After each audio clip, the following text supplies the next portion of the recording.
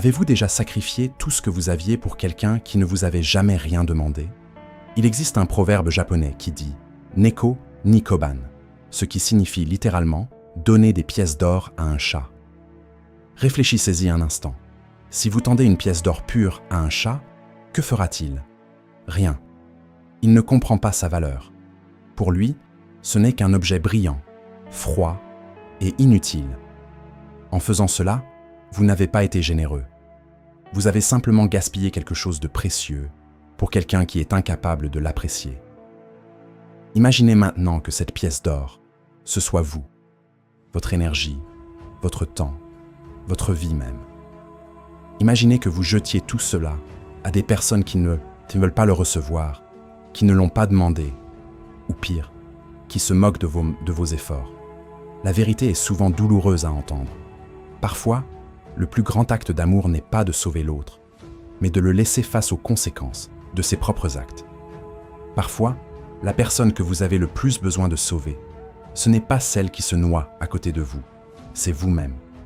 Mais nous n'apprenons pas cela par la théorie. Nous devons souvent nous détruire en essayant de porter le monde sur nos épaules, avant de comprendre qu'on ne peut pas vouloir la guérison d'une personne, plus qu'elle ne la veut elle-même. C'est l'histoire de Clément, un jeune homme de 22 ans qui vivait dans une petite ville du Midwest américain. Clément n'était pas naïf. Il était simplement ce genre de personne qui ne peut pas rester indifférente à la souffrance. Il travaillait dans un marché local, gagnant juste de quoi survivre, mais il nourrissait de grands rêves d'entrepreneuriat et de dépassement de soi. Le problème, c'est que personne autour de lui ne partageait cette vision. Sa compagne depuis 5 ans, Eva, préférait l'insouciance des sorties et des dépenses immédiates aux livres de stratégie et à l'épargne que Clément tentait d'accumuler pour leur futur. Ses amis, quant à eux, se moquèrent de son sérieux, le traitant d'arrogant ou de rabat-joie dès qu'il évoquait l'idée de construire quelque chose de durable. Clément ressentait alors un immense sentiment de culpabilité, comme si vouloir grandir était une trahison envers son cercle social. Ce qu'il ne comprenait pas encore, c'est que lorsque vous commencez à évoluer, votre croissance expose la stagnation des autres, et cette lumière les brûle. Pour ne pas se sentir inférieurs, ils essaieront toujours, consciemment ou non, de vous ramener dans la boue avec eux. Cette dynamique de groupe est un piège invisible que Clément mettra des années à identifier. Dans sa ville, l'ambition était perçue comme un affront à la solidarité du quartier. On y valorisait la loyauté, mais une loyauté mal placée qui exigeait que tout le monde reste au même niveau de médiocrité pour que personne ne se sente mal à l'aise. Chaque fois que Clément rentrait chez lui avec un nouveau projet, il se heurtait à un mur de sarcasme. Il ne réalisait pas que ses proches n'attaquaient pas ses idées, mais qu'ils défendaient leur propre zone de confort. En essayant de les convaincre, il leur donnait le pouvoir de valider ou non son existence. Il s'épuisait dans des débats stériles, cherchant une approbation qui ne viendrait jamais, car accepter le succès de Clément aurait signifié pour eux admettre leur propre abandon. C'est ici que commence le véritable gaspillage. Quand on donne son pouvoir de décision à ceux qui ont déjà renoncé à décider pour eux-mêmes. Clément était devenu ce qu'on appelle un sauveur compulsif. Chaque fois qu'Ava se plaignait de sa vie, il lui achetait des livres de psychologie qu'elle ne parcourait jamais. Chaque fois que ses amis se lamentaient sur leur manque d'argent, il leur proposait des formations ou des opportunités qu'ils ignoraient systématiquement. Il jetait ses pièces d'or à des chats, s'épuisant à essayer de forcer une transformation chez des gens qui se complaisèrent dans leur situation. Le choc survint un jour où Eva lui dit que son aide était étouffante. Clément réalisa alors qu'il essayait de sauver quelqu'un qui n'avait jamais demandé à l'être. En se concentrant sur le salut des autres, il stagnait lui-même. Il coulait avec ceux qu'il tentait de maintenir à la surface. C'est lors d'une conférence du docteur Sarah Nakamura que Clément reçut l'électrochoc nécessaire. Elle y expliqua que le problème n'est pas le chat qui ne comprend pas la valeur de l'or, mais celui qui insiste pour lui donner ce dont il n'a pas besoin. Elle introduisit 2 concepts japonais fondamentaux, le ma, l'espace vide, l'importance du silence et de la distance, et le motainai, le regret face au gaspillage de l'énergie vitale. Le docteur Nakamura insista sur une vérité psychologique brutale.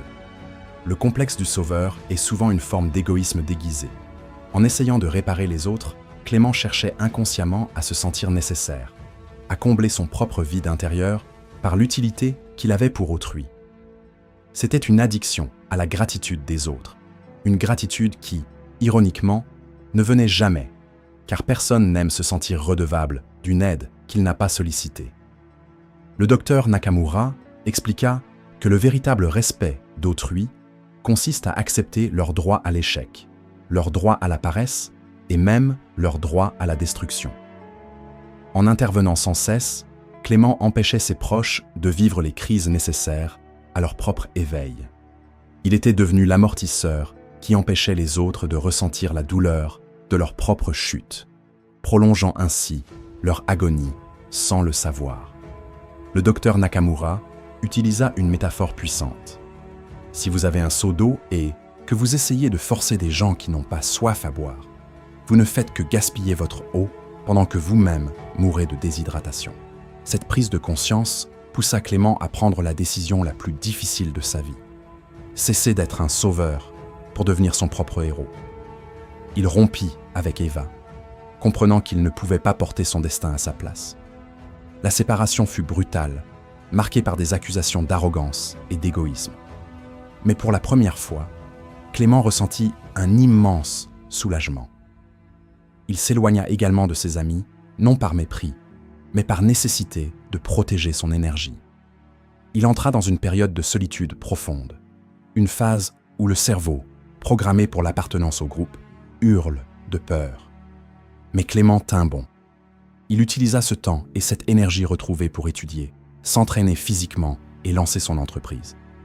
Il comprit que pour grandir, il faut parfois accepter de marcher seul un certain temps, car ceux qui choisissent l'évolution finissent par attirer d'autres bâtisseurs. Cette solitude ne fut pas un vide, mais un laboratoire de caractère. Durant ces mois de silence, Clément dut affronter ses propres démons, la peur de l'insignifiance et l'angoisse du jugement social. Sans le bruit constant des plaintes de son entourage, il commença enfin à entendre sa propre voix.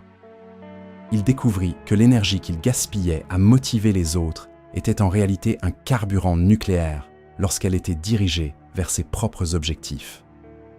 Il apprit la différence entre la solitude subie et la solitude choisie, cette dernière étant le terreau fertile de toute grande réalisation.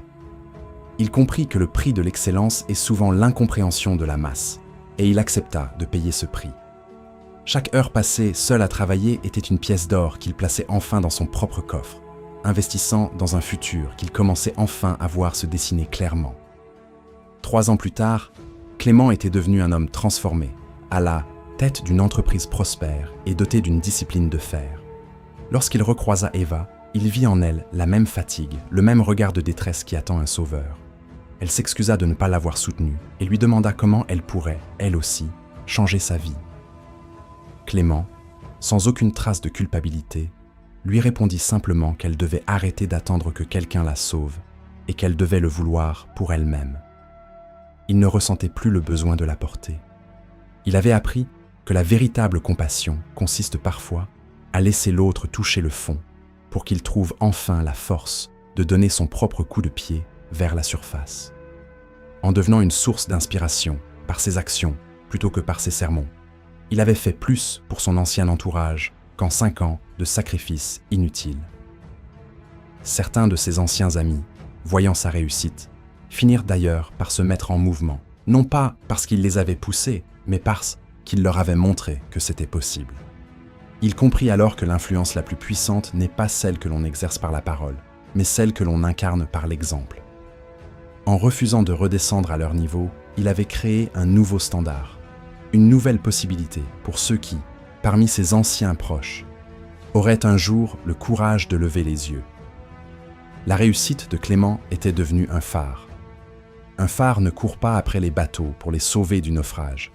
Il reste simplement là, solide et brillant, indiquant la direction à ceux qui cherchent la terre ferme. Cette distinction changea radicalement sa manière d'interagir avec le monde. Il n'était plus le sauveteur épuisé, mais le guide serein qui n'offre son aide qu'à ceux qui ont déjà commencé à ramer par eux-mêmes. Aujourd'hui, Clément partage son expérience avec des milliers de personnes, leur enseignant que l'amour ne doit jamais signifier l'auto-annihilation. Il rappelle sans cesse qu'il y a une différence vitale entre soutenir quelqu'un, ce qui signifie marcher à ses côtés, et porter quelqu'un, ce qui signifie s'écraser sous son poids. Si votre aide vous coûte votre propre croissance, alors ce n'est plus de la générosité, c'est du sabotage. Protéger son énergie n'est pas un acte d'égoïsme, c'est un acte de sagesse. En cessant de gaspiller vos pièces d'or sur ceux qui ne les valorisent pas, vous libérez enfin les ressources nécessaires pour bâtir la vie que vous méritez. Le voyage de Clément nous enseigne enfin que le lâcher-prise est la forme ultime de la maîtrise de soi. Ce n'est pas un abandon, c'est une libération mutuelle. En libérant les autres de votre besoin de les sauver, vous les libérez également de votre jugement et de vos attentes. Vous leur rendez leur dignité et leur responsabilité. Et en vous libérant de leur stagnation, vous vous donnez la permission d'atteindre des sommets que vous n'auriez jamais pu explorer avec un poids mort sur le dos. La seule personne que vous avez le mandat et le pouvoir de sauver, c'est vous-même. Et c'est en vous sauvant vous-même que vous devenez, paradoxalement, la lumière la plus utile pour le reste du monde. Ne craignez pas d'être jugé, ne craignez pas la solitude du sommet. Car, au bout du chemin, vous ne trouverez pas seulement le succès, vous vous retrouverez vous-même.